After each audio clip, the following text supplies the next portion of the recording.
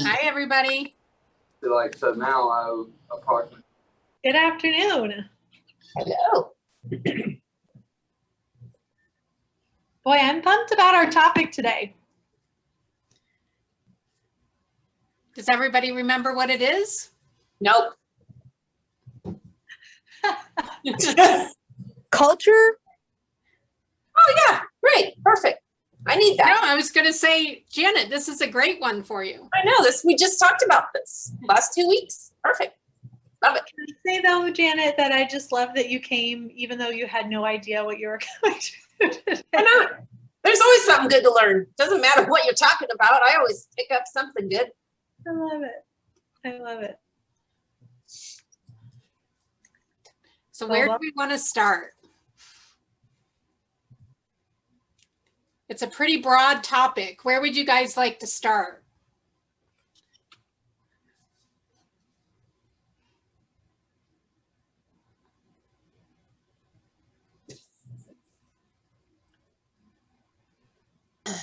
So who has a pretty defined culture already in place? Like if I asked you what your culture was, you would be able to tell me straight off, this is our culture.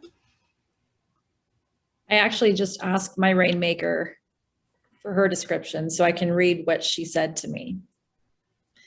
So she said, extreme accountability, growth, learning based, solution based, no complaining, experiential, which she described as ways our client,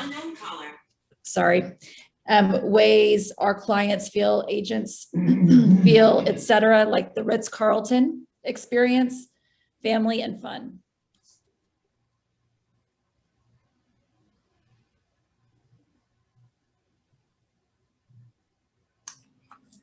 When I first started, I wrote down what I would want in our company culture, in our handbook.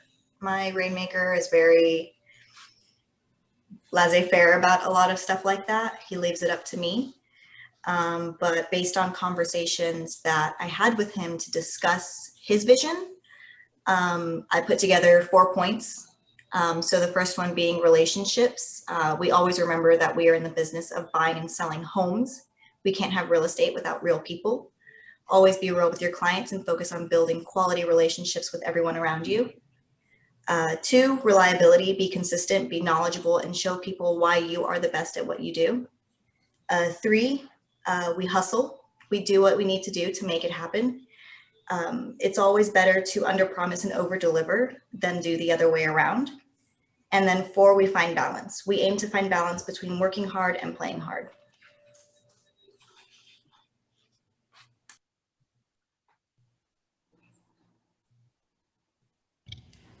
So Jordan, after you came up with that, what's transpired? Did you put that all together and keep it to yourself, or is that something you shared? Is that something the team's now become? How did that journey look? It's something that I shared with him, and I think this is more so a way of me understanding how he operates, because currently it's just me and my rainmaker. But the vision is for the future, right? When we add people to the team, that this is what we share with them and this is who we are. And we want people who fit into this culture. And I think I put these together based on my conversations that I had with him about who are you, what do you see in your team? Why do people work with you? Things like that, just kind of probing him for a deeper understanding of how he operates. And so that way, when we bring people in, we all are on the same page and how we operate together.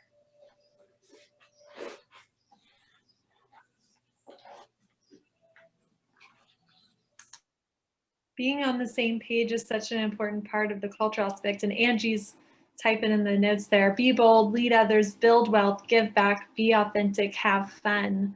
Can we get spicy for a minute? Can we just be real for a minute?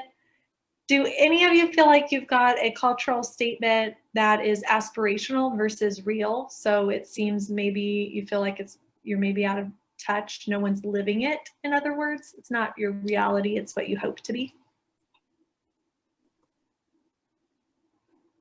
One brave soul nodding yes.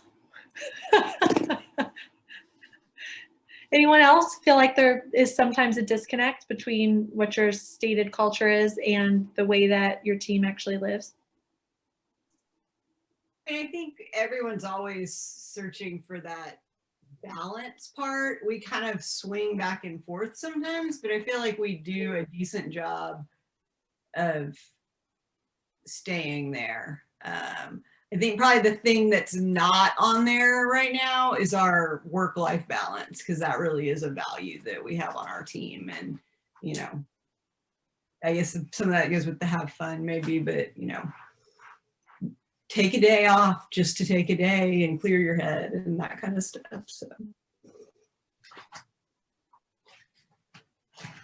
So when you're in touch with your cultural value statement, what are you doing as a team, Angie, that helps people get back centered, or anyone? Like when I think that's a really honest answer. Like sometimes we maybe swing out, some we swing back in. How do you swing people back in?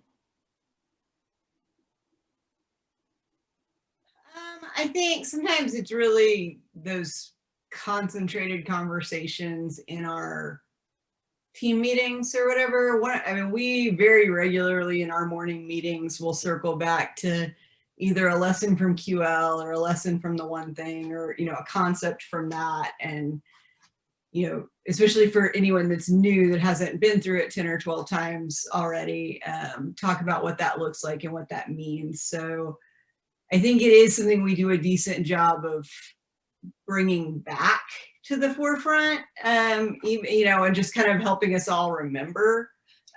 We also on our interviews, when we do the team interviews, they're all based on these values. So, you know, and we phrase it as one of our values is to build wealth. What is one long-term financial goal you have? Or, you know, like, so every question we do on our team group interview at the, you know, for candidates is kind of based on that. And I think that helps us look at candidates and an idea of like, okay, are they going to be a culture fit? Because, you know, if they get to the group interview, they're a good job fit, but are they going to be a culture fit? So. Love that. I hope you guys have your pens and are writing this down. You guys are the smartest people I know. So write that down, like talk about it constantly. And I was just talking with some teams this week who have been working on massive cultural transformations. I don't have a single one of them that's undergone this massive cultural transformation where talk about it constantly hasn't been a tenet of cultural creation. So I love that, right? Angie said it comes up in a team meeting, talk about it constantly. And then she said, hire to it. So, you know, don't let anybody in the door who doesn't already match that culture. Sarah, I feel like you talk about culture a lot. What do you do on your team? Yeah, so I would definitely agree that we're one of those people where we have probably more of an aspirational culture than like an actual realistic one. In terms of culture, I think one of the big things I think that helps kind of push that along is doing team advancement or more in-person celebrations, because with COVID and everything, nobody's been really around each other. And a really big part of it is that we are a team and we all work independently from home all the time. And yet there's also that aspect where we can all come together and just kind of pick up where we left off. And so I think a lot of that team culture is built in person, at least for our team. I would say those team advancements or quarterly celebrations with top agents on the team, things like that. Add that to y'all's list. Celebrate each other, celebrate your cultural wins. Well, and we'll do some kind of like surprise, especially we have people in Minnesota and we have people in Houston, we have people in Austin. But we'll, like last year, we mailed everybody on the team $100 bill and told them they had to spend it on somebody else on the team.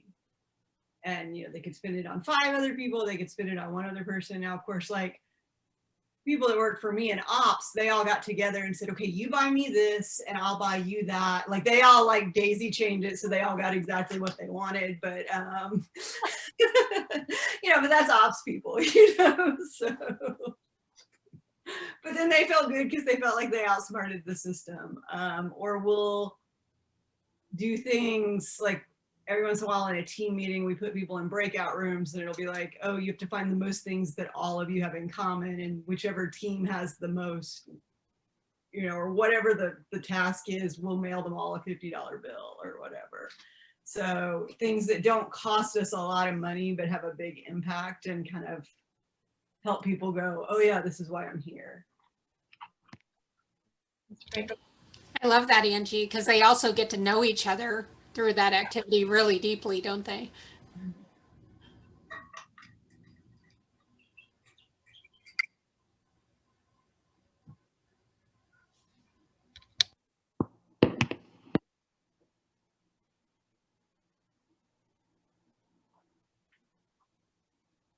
Anyone here have a team that's been together for a long time? Like it's a very stable group or crew? What's your definition of a long time? What's yours, Janet? I'm sorry. I was at my last position for 30 years, so that would be a long time. So I don't know what long is in real estate, because it seems I have a lot of friends in real estate and so on, and their teams, I'm going to say 3 to 5 years seems long. So is that a long time? I don't know. So. Well, let's start with 3. Does anybody have a team operationally or sales that has people on it who have been in the role 3 years or more? Yeah, So some. Some, yeah, I know Angie's had the operations high turnover, but we've got some steady sales. Yeah, we have our top 2 agents. One has been with us almost 5 years. One's been a little over 4. It's actually but pretty good. interesting. One of our longest ones, we have realized that they're no longer a culture fit, which is actually kind of funny how you mentioned that. So what I always reference is like the baby boomer of sales getting added on, like everybody just got added all at once, and it was such a chaotic time. And so we realized that a lot of those people didn't match the culture fit because there wasn't an operations position to kind of build out those systems of like, here's what's important to us and here's how we identify it. So it's actually pretty funny that we are, you know, in a performance improvement kind of plan, but also you can't really teach people to be coach. You know, you can't teach somebody how to fit the culture. So it's just funny that we're also dealing with something along those lines. Which is why Gary says we're the culture keepers, right?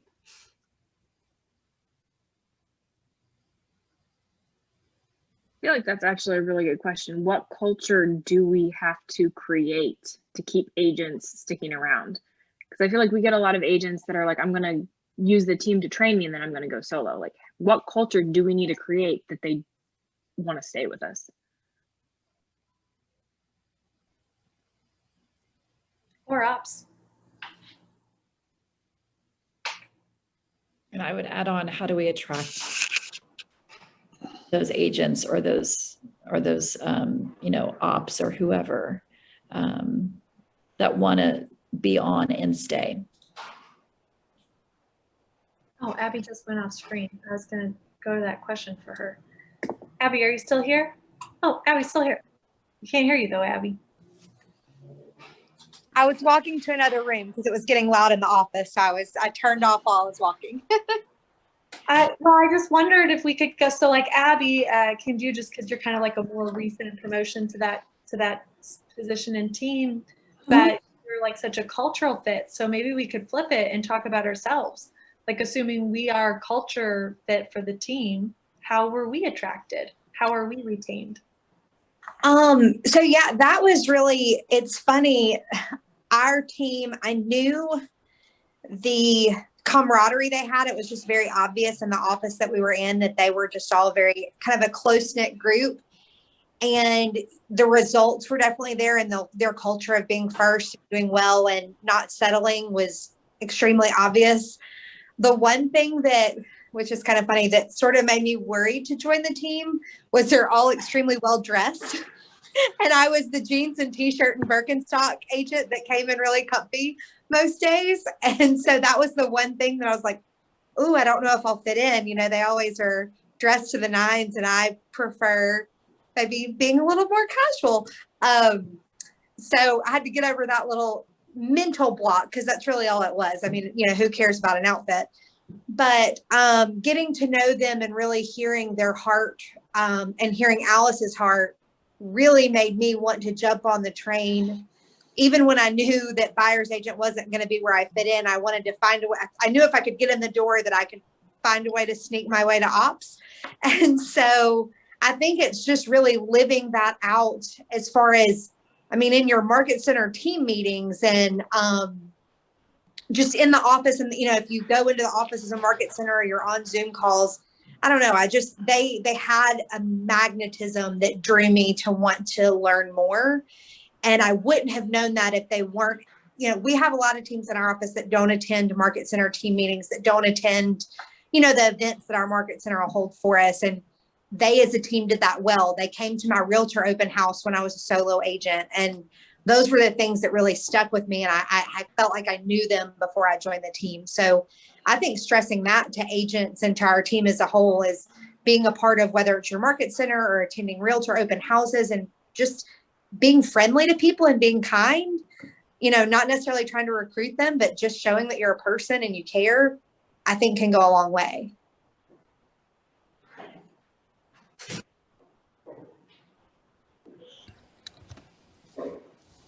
Abby, that was great perspective. I hear so many times from director of operations, like, how do we attract people to our team? Right? So that was great that you shared that from the perspective of being the person attracted in. Thanks. And Liz wrote you a nice little note in chat. I don't know if you saw it. I did. She just made my whole day. That was so kind. I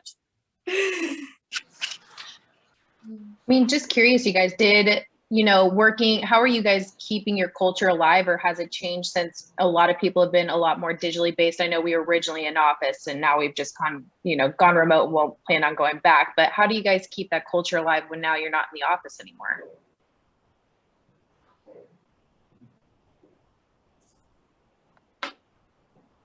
Is anybody not back in the office? Angie's not, Janet's not, Heather's not, Jordan's not. We're remodeling right now. The plan is eventually, like, once that's done and, you know, permitting and building materials, and so who knows, I don't know, I may still be at home this time next year, but that my team will start going in twice a week on Mondays and Thursdays. The agents will be in office on Wednesdays and stuff. But right now, like, we did family game nights, you know, with some of those like Quizlet games and stuff. And so, you know, people had their kids there. We all know each other's dogs. We all know each other's plus ones and all that kind of stuff. And then we bring our expansion agents in a couple of times a year. Last year for Mega Camp, we rented a big tent and a big projection system and watched Mega Camp out in Jay and Wendy's backyard, and had everybody there for that, and had lunch catered in. I guess another part of our culture is tacos. That's not in there officially, but the taco piece. And so I had like a whole taco day. We had breakfast tacos, and then we had a taco bar for lunch, and then I had a food truck that did ice cream tacos come. And so and then I think it even got Wendy's dog a taco costume because his name is Taco. And so, yeah.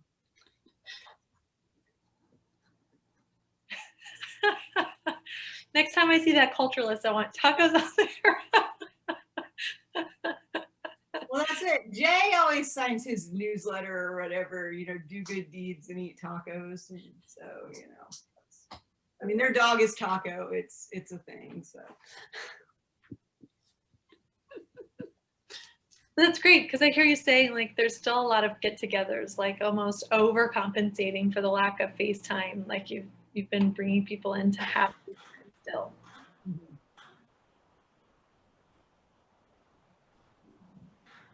So what are some of the reasons why agents leave our team and build a new one? And maybe we can start there and get a list to reflect on.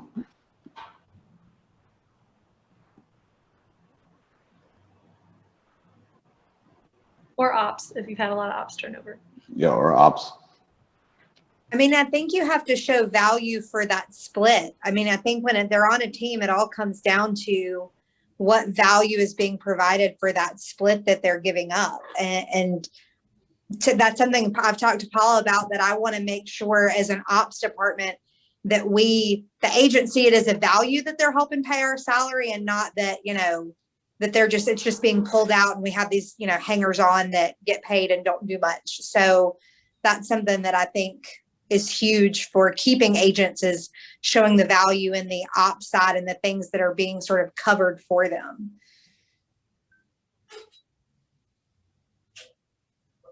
Love that. Thank you. Great one. Right? The split, the value to the split and what they're paying. What else? Why else do people leave? One quick thing on the value to the split. I just did an analysis for every agent to see if they got 100% of their own deals compared to what they're getting with the splits and everything, what the difference was. And 7 out of the 8 agents were well ahead by being on the team, rather than if they took their own deals at 100%. So that's interesting. It's the person that when you get upside down the other way, because I have one guy who's very upside down, that's the conversation that's tough. And so I'm not quite sure where to go with that, but I'm sensing, I'm watching it a little bit going, oh no, this guy might be in danger. To me, it seems like when the money gets way out of whack, then it doesn't really matter what the value is, I would say, if it's way out of whack. So that's the only thing.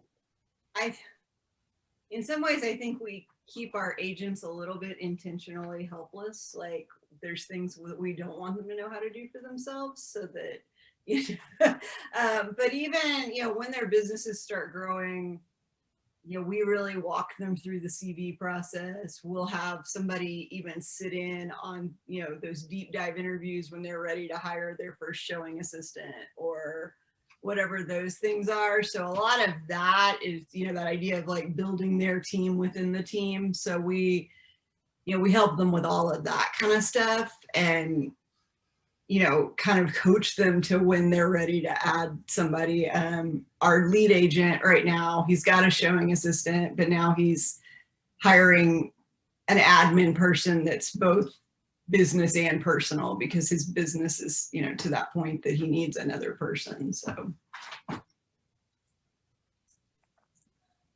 I think the other thing that's really important is that the vision and the opportunities of the team are larger than the vision of the agent.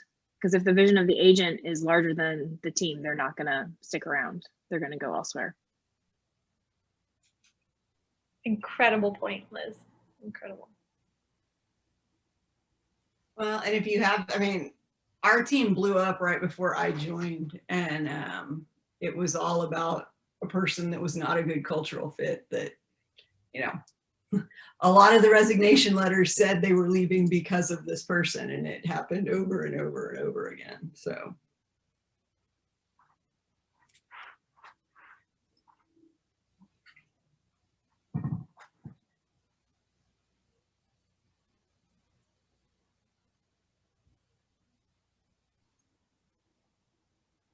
Haley, you're being awfully quiet, and I know how important culture, especially on the ops team, is for you right now. What would you add? I was going to chime in on this one. What we'd find with, I think, the most recent person that left our team, who was actually our most veteran agent, I think she joined like a year after the team was started. So like 8 years ago. She left because she felt like there wasn't room for growth with her, meaning she went to start a new team.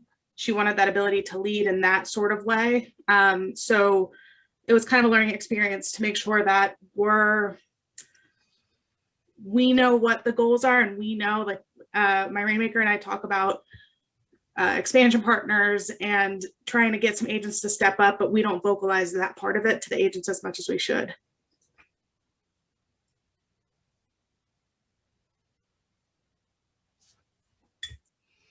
Yeah, I'm always amazed at how leadership will talk about things and then forget to tell the rest of the team.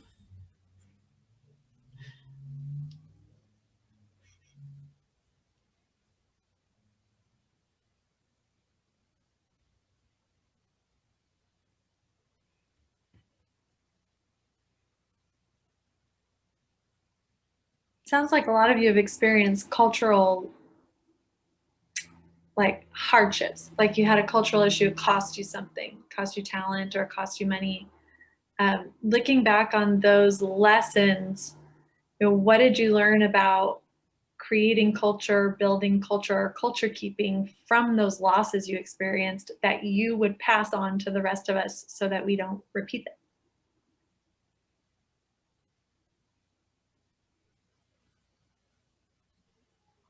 I feel like the biggest thing we learned is maybe, and it's maybe something that everybody already knows. However, if you have someone on your team who is really not a culture fit, get rid of them as soon as possible. We had one agent who was just so negative, and then as soon as they were gone, like just the entire atmosphere of the team like was 180, like way more positive. So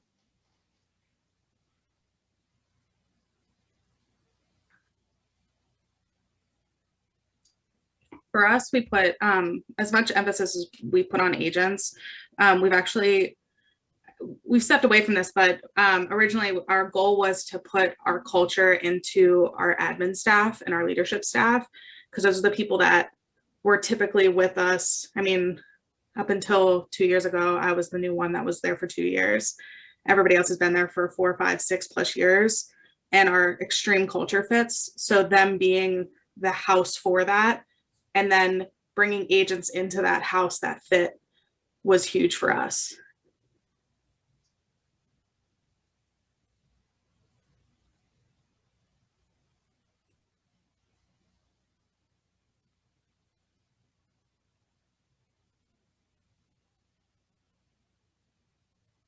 I have a quick question for, I can't remember who said this was in their culture statement, but it involved no complaining.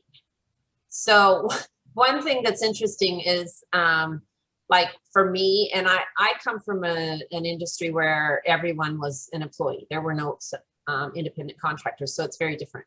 And so this no complaining thing is interesting because it's much easier to control when it's an employee, but when it's an agent, then it's it feels a little difficult. So, and maybe it's my interpretation more than me feeling like it's a culture situation. But that no complaining thing, how do you get that to resonate throughout the team? We focus on just solution based. That's basically where that no complaining comes from. So instead of just coming to the table with a complaint about something, we approach it with a solution. You know, don't come and bitch to me about something unless there's some solution that we can go with. So that's basically what that is. So it's no complaining, but really what her words are solution based. So that's how we work with that. So you turn it around. People are still complaining. You're just turning it around to what's the solution to what you're talking about. Mm-hmm. And that goes with our extreme accountability. Okay, got it. So if we have a meeting we call Let's Fix What's Broken, like we have the Let's Fix What's Broken meeting. So it's not really like bring everything bring every beef you have. It's more, okay, like what are some things that, we need to redo this email template, or and then some things are bigger. And so we have a roadmap by quarter of like when we're going to try to change something or implement it or review it. And I think for some of that, just knowing, oh, you know what, it's in the Q3 plan or it's in the Q4 plan or whatever, that just some of that, knowing that it's on the schedule to be revamped or redesigned or whatever the deal is. How often do you have these meetings, these Let's Fix What's Wrong? I like that idea a lot. Usually once a month.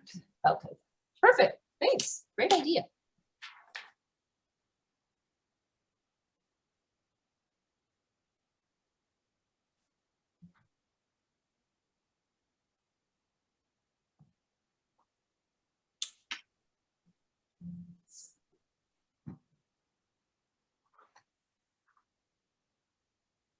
Does anybody do anything like a pulse check every 6 months? Where they like touch base with everybody on the team just to dig deeper on like where they feel the team is going, their personal growth, just as like a reset to the culture, I guess.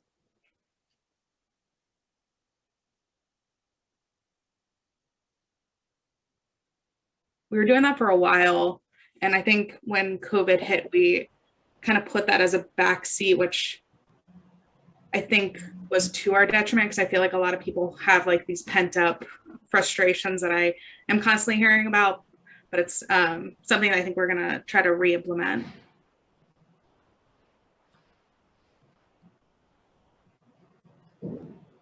The only thing we do is like a SWOT analysis every time we have like a team advancement or a team get togethers. We do one of those, but that's the closest thing I could think of that we would do to that. On ours, it's really like that's part of your 411 stuff. So, and then at leadership, there's a section in the meeting, our weekly leadership meeting of you know, team member headlines and like, okay, is there somebody struggling or is there something that came up? And you know, we adjust. I know one of our Houston agents seemed like abnormally bummed out when we were going to do an Austin happy hour. She's like, I wish I had time to drive up there today. And it was like, oh, okay, you know, hold on, this is somebody feeling something. And so like we sent her, and it was just 2 of us on leadership. It wasn't from the team. It was just 2 of us on leadership, sent her kind of one of those at-home cocktail kits and said, sorry, you couldn't join us, but hopefully you'll get to have your own fun happy hour and send us pictures or something. So.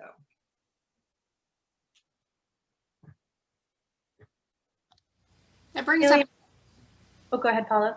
I was going to say, that brings up a great point. Like, what are the warning signs that you guys have seen that somebody's disconnecting from the culture?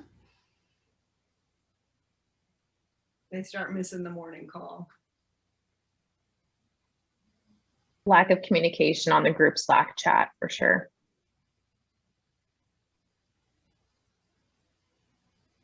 Or they stop turning their video on the calls.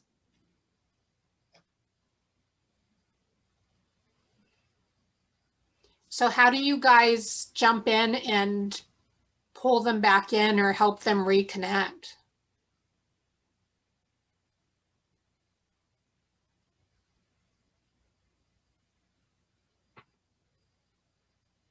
I like to just personally invite them if they want to go out to grab drinks or just to grab something to eat and just kind of offer that, you know, without saying, hey, I noticed you're not showing up or it looks like you're not doing so well. Let's go eat. It's more like just making that personal touch, whether it's a phone call or just scheduling a time to talk about it over a beer, because people seem to be a little bit more open when they have some alcohol in their system. So I would say that's probably one of the ways we do it.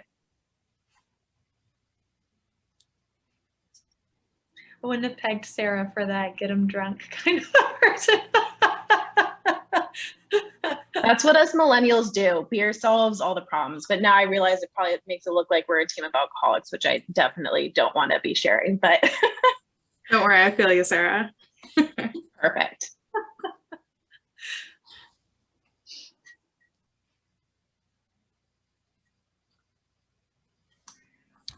Does anyone work in, I know some people mentioned like we build wealth is part of your company culture or team culture. Does anyone build in incentives as a part of their culture to like keep people to stick around and produce longevity within a team? Incentives meaning like holiday bonuses, or I used to work for a company that did holiday bonuses and Christmas gifts and a holiday party and just different things throughout the year to keep people excited and you know, excited to be part of the team and wanting to stick around, you know, throughout the entire year. We started profit sharing with everyone, including the agents, starting last year. And that honestly, when I talk to the agents also, that is a huge thing for them because they feel like some of the profit that they're producing and that everybody's producing is coming back to them. So that's been really positive for us. And so we just take a percentage of the bottom line and base it kind of on sales and time in the business, and time here and so on. And we include staff also.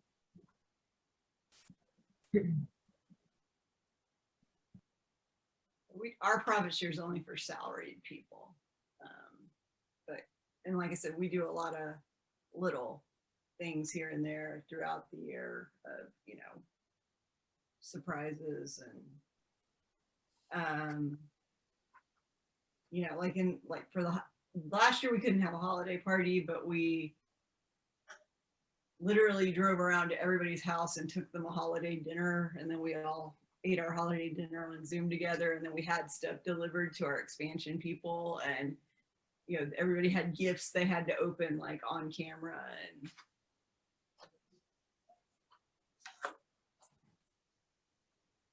And team trip.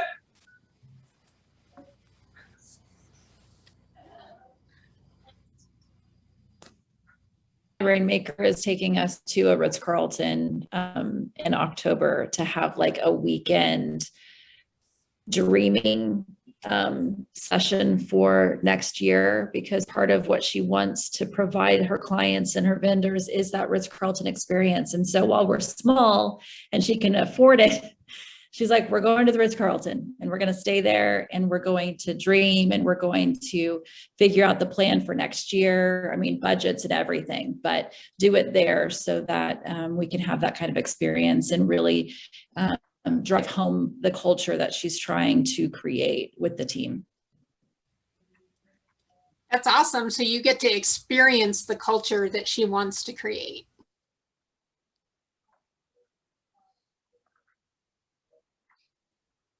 well, and then another thing we have that I never really thought about, but I guess is probably, so Jay and Wendy have a ranch. So all of our Texas agents or everybody in our team, you're welcome to like go up there and take your family and hang out for 4 or 5 days, which like during COVID was something a lot of people wanted to do. And then she's also got a lake house in Minnesota. So our Minnesota team will sometimes go up there for, you know, go to her lake house or whatever. So it's kind of a nice perk that's not really something that's stated. And then I live with a hunter that has killed a lot of big trophies up there. So if, as far as he's concerned, I'm never leaving. Like I'm going to keep working there because he gets to go hunt. So,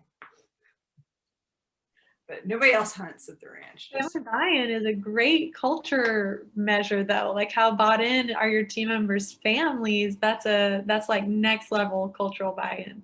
Yeah, because they've got all kinds of exotics up there. The ostrich died. They used to have an ostrich that would let you pet it and stuff, but they've got the emus and all the ATVs. So everybody's kids have a lot of fun up there. And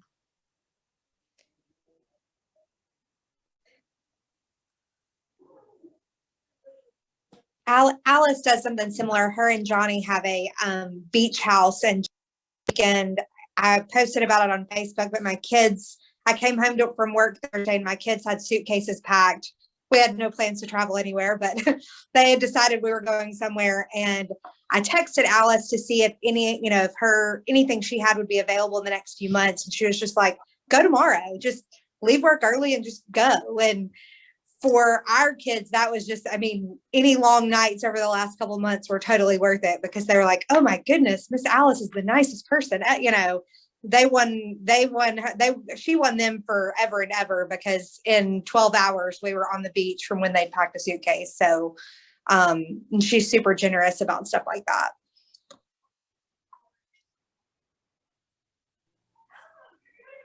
Those are incredible, like cultural moment stories that would make great recruiting, like stories. Like you build culture through stories, and those are great. Yeah.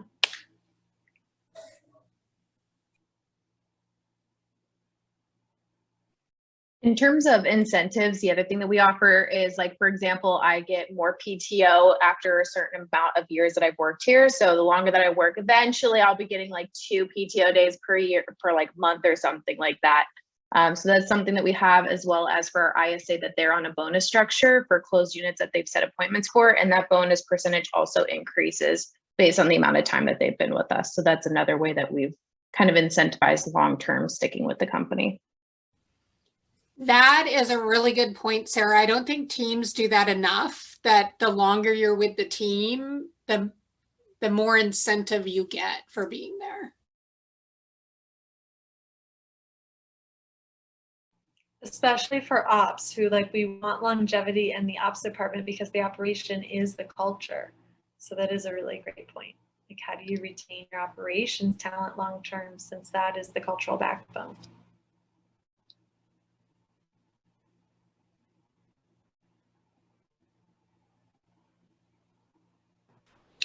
I always love these conversations because I learn so much. The soapbox of mine I get on, what I've always looked at is, I always viewed culture as a reflection of what we've already accomplished as a team, right? For me, I view it as a lag measure.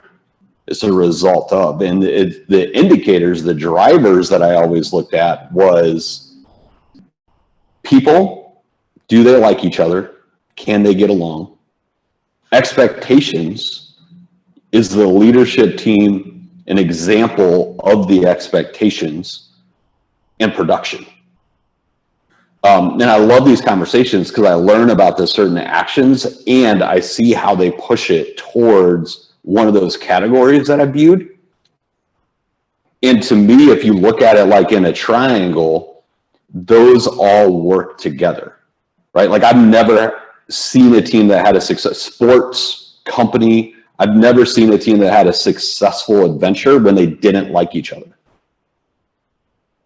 Right? To bring up a beer reference, if you're going through an interview and most of the team, you have that feedback, and that gut feedback is like, this person seems like they do really good, they're really great at sales, they do this and that, and I would not hang out with them, I think you potentially are violating a cultural piece that you can't necessarily disclose. Right? Because then it means when production drops, what does that conversation look like?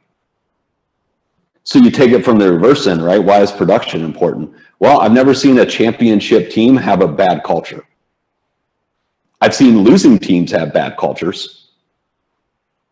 I've seen very few losing teams that aren't making goals that had a great culture.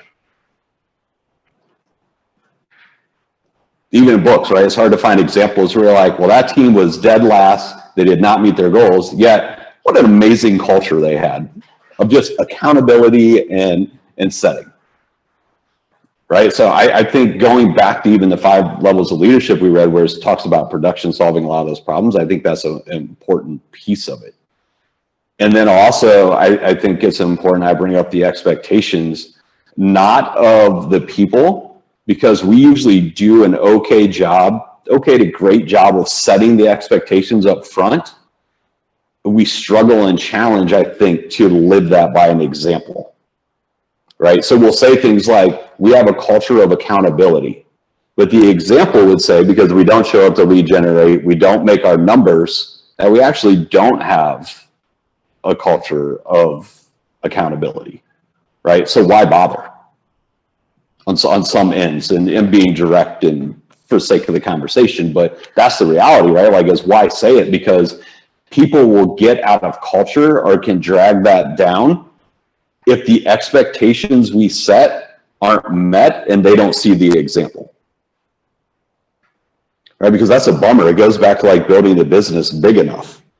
But if I don't receive any leads, like what we were talking about before, like, are we providing leads and value? Then are we building a business big enough to support what the expectation was we actually set with them based on that? So that's my point of view on culture, and looking at those buckets and thinking, what are the activities that we can do to drive those measures, and where is it weak? Because to me, if one of those is off, the culture doesn't exist. You just can't. Ultimately, if someone's failing and not reaching their production goals, it's not going to work long term, right? If you're not comfortable with someone in a relationship to where we can have those conversations, it's not going to work long term.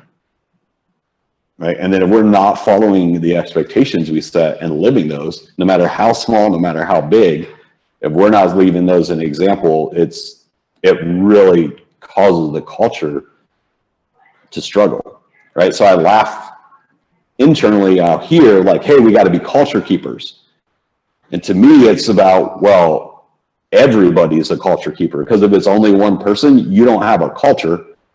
You have someone's vision that everyone else isn't bought into, no matter what that is, right? So that's kind of how I look at it and view it. So I love these conversations of diving in of what are the activities that can pull those levers, right? Which all result in, when you reflect back, wow, what a great culture they have, right? And people want to join. I love that train of thought, Zach, because I think that's so many of us, and I've been guilty, say like, this is our culture, but the stated culture is aspirational. It's not real. And that can almost have a like worse impact on the team than not having a stated culture statement at all, because it just says to the team, like, this is made up, like, this isn't nothing real here. We just like to say stuff. So I love that you put it into like terms of lead measure or lag measure. Like the culture is a lag measure of the activities you're doing. You can have an aspiration to change it, but the actual culture is what it is today based off what you did yesterday and the relationships that you have. Yeah, and a lot of times I think it's set by the people around you and outside of you, which is why the leadership is so important.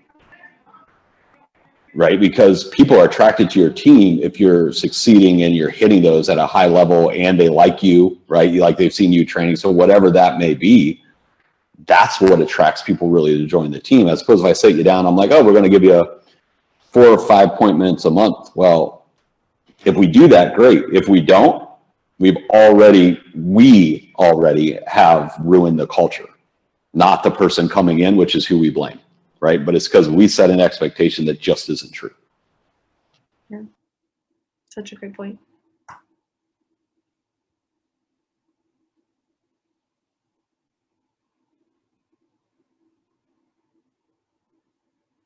Have any of you guys read The Happiness Advantage? Liz just read everything. I'm never going to find a book Liz hasn't read. It's a great book, and Sean Acor wrote it, and he and his wife are happiness researchers, which is an interesting job. But they, one of the things it talks about in there is just like the study through human resources that, you know, human resources will start to say things like, oh gosh, our people, she even like got it. Our people aren't happy. We need to give them something.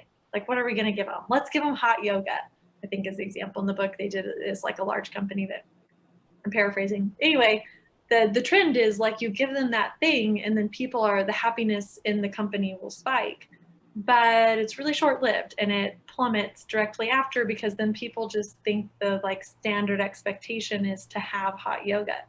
What are we going to give them next? Like a cereal bar, like we'll throw a cereal bar in the kitchen, like free cereal for everyone, and happiness like spikes and then it plummets because everybody's base expectation becomes that I deserve cereal and hot yoga from my employer. And so like we did talk today about a lot of the activities, right? Like we're going to send them a bar kit, or we're going to do like, and those are all good. Like you will see like a spike, especially if you have someone who's feeling down. So like to Angie's example, like this person was kind of blue, they were going to miss out. So we spiked their happiness quotient by like sending them a packaged thing. Like that is good for culture. So I'm not saying that's bad. But the point of the book, the point of the chapter in the book is that you have to really think about who you are as a culture versus what you give, because what you give will just create a new normal for the people who get it, and then they just expect it, right? So if you took it away, now they'd be mad, even though you were giving them hot yoga and free cereal, right? Like it's not a guarantee of their job, but it becomes the standard by which they view their workplace.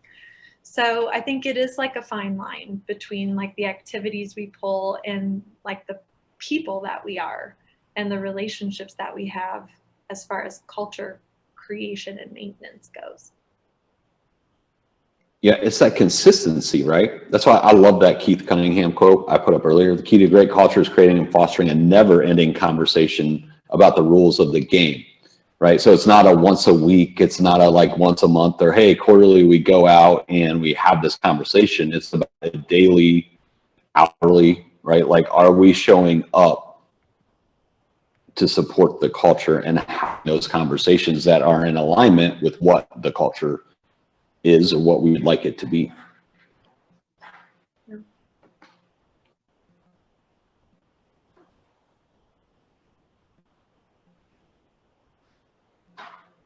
4 minutes left. Who learned something today? What are you gonna do? You know, what's your action? I'm gonna have a let's fix something wrong time slide in our Monday meeting. There you go. I'm doing that next week. I want to get the numbers and calculate how much they would make if they were not on a team versus the deals that they got because of the team to help them see the value of being on the team. Thanks. I'm gonna do that as well. I thought that was an amazing idea.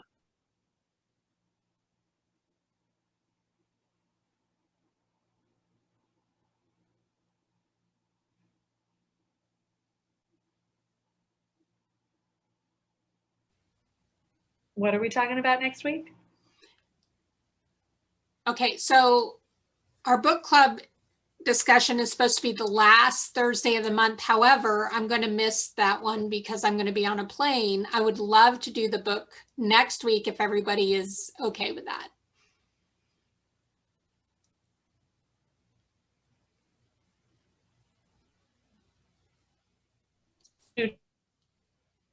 No one, there was no yeses and no Liz nos. is the only one who's read the book. Well, I don't know what the book is, so I'm not raising my hand. So the book is Who Not How. I'm always on top of things here in California. It's So the very book- fast on Audible. I'll have to look up how many hours. It's like if you've not even gotten it yet, it's like a very quick read. Well, I have Blinkist, so I can manage right through that in 15 minutes. So Who Not How. And even if you haven't read the whole book, if you can at least get into a little bit of it, I'm sure you'll have some discussion. It's like 3 hours on Audible. It's like a 3-hour read. And that's Audible where they have an interview in between every chapter. So it's probably like a 2-hour read if you skip the interview. Okay. Good start. So it sounds like we're good with that. So next week we'll actually do the book club so I can be a part of it. I appreciate that. And then the last week of the month, you guys can think about what you want to talk about. Sweet. Okay, see you guys for Who Not How next week. All right, everybody. Have a great week. Bye.